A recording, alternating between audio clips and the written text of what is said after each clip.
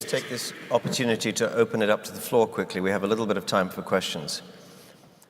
Don't be shy. There is a microphone. Gentleman here, if you could identify yourself when the microphone lands. Thank you. My name is George Zavos, European Commission. Two quick questions, probably to all the panel. The first has to do with the European Banking Union. We're moving quickly to the Capital Markets Union, but my question is, since the crisis is going on, what you would see as the necessary supplementary elements that the European Banking Union needs to have? And since we're talking about the resolution mechanism, my question would be a little bit more concrete. Do you see for Europe any need to shift to what the American authority, FDIC, has proposed, to a kind of single point of entry mechanism, therefore impacting upon the governance structure of European banking groups? Thank you. Well, I can take the second one because I'm from Switzerland, and as you know, we have the same, I would say, theory of single point of entry as well. Obviously, this is makes a lot of sense in the overall framework as currently resolution regimes are designed. But we have to also be mindful that the European banking sector is at the moment not structured via bank holding companies as we have it in the US, and therefore the change from one to the other is something which is quite cumbersome, and I think some of the colleagues here would probably know better than me. We already have that system. We have to do it in Switzerland for a number of reasons, and both big Swiss banks are now under that regime. I'm a proponent of the single point of entry, basically, as a concept, but I can see that, particularly in the Eurozone, this is something which is not easily achieved on top of all the other issues that currently they have to do. And the first question was to do with the EBA and the need for...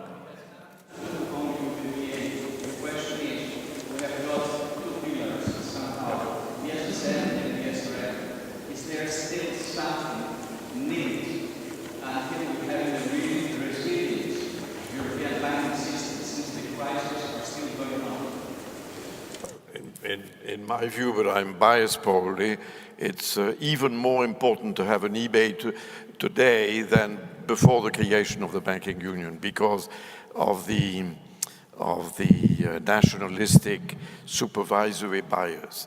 And as long as you will have that supervisory bias, you need to have an organ that is able to put the supervisors together and to say, hey, you're completely deviating.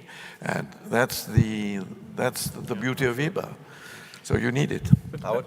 Well, I would say that in the long run, the Eurozone needs a well-funded, well-resourced body that can recapitalize banks in trouble, funded on a pan-European basis, and it needs a pan-Eurozone deposit protection scheme.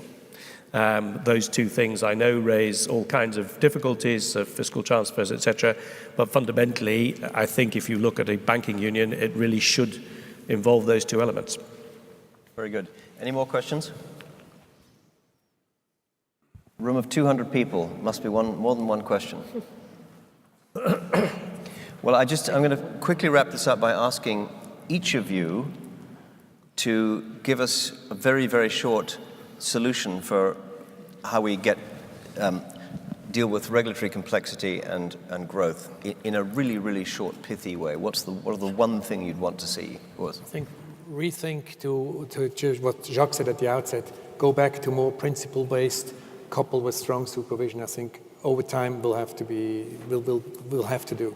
Arlene? I think the FSB should take a role, perhaps, and I'm sticking my neck out as kind of arbitrator, mediator, to try and get a solution to some of these impasses. And I think the Commission should continue to work, the good work it's doing, on creating a third country regime for financial services, which are not just bilateral US, Singapore, but are for every trade agreement, you build into that a equivalence regime for financial services. That's the way to get the global economy moving in the financial services world, in my view. Howard? Well, I've given my answer to that already, in a sense. I think that there's a need now for an exercise which is effectively a full-scale impact assessment of what we have done in terms of constraining the banking system, and whether there is there are elements of what have been put in place that could now be recalibrated because they are over-complex and over-constraining. This is a delicate exercise, but setting rules for banks is a risk appetite question. How much appetite for failure do you have? We now have none, and that's costly, to have no appetite for failure. And I think there may come a time when you need to recalibrate that and say we have over-constrained and we have created, therefore, credit problems which we're suffering from. Jacques?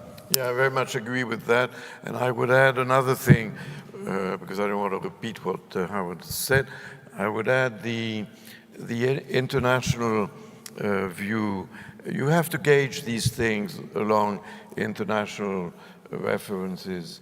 And I feel that the way the rules are enacted in Europe are much too ivory tower centered. They don't look at the international dimension. If you look, for instance, at securitization in the United States, you see that most, let's say 70% of mortgage loans are securitized by public sponsored institutions like Fannie Mae and Freddie Mac. Now that creates an enormous difference in terms of level playing field, which is not even known or not even reflected on by the Europeans, who should take that into account and produce a calibration that would make it even, in terms of level playing field. So I would add to what Howard said, which is the holistic view of the unintended consequences that bump on each other. I would add the international thing. Carol, finally and briefly, how do you fix complexity and get growth? We need to respect the principle of proportionality, not have a kind of a process where rule-making goes through the roof. And it's a fundamental principle of EU rule-making, proportionality in the rules. Secondly, we need to look at best practice, I think, which Arlene was saying, or Howard, best practice in other member states, certainly how, for example, at the local level, certain initiatives can learn other member states how to deal with capital raising, for example, in the context of Capital Markets Union.